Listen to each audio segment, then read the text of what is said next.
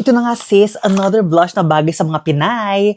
It's the MAC Mineralized Blush at ang kulay nito is Sweet Enough. O ayan, big blush siya so it's very forgiving at bagay na bagay din tong kulay na to dun sa mga kababayan natin o sa mga kumari nating anti-blush. Bakit ang hirap buksan?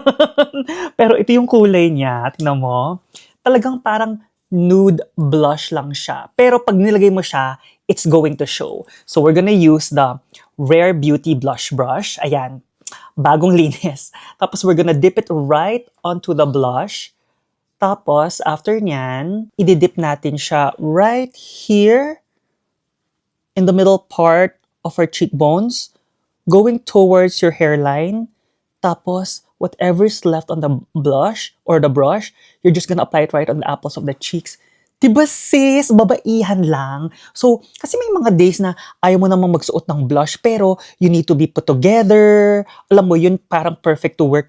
Tingnan mo sis, ang ganda. It really complements our golden morena skin. Di ba tayo mga Pinay? Now, let's put it on the other side. Pero di ba talagang very mild? Talagang perfect yung pangalan niya. Sweet Enough. Pa-sweet lang, pa-girl. Again, we're gonna apply it right on top of our cheekbones, towards our hairline.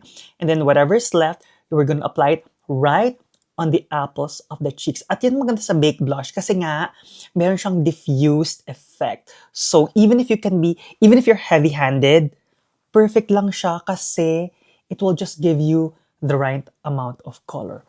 Oh, di ba sis, ang ganda. Sweet Enough blush from MAC. Bagay na bagay sa ating mga Pinay.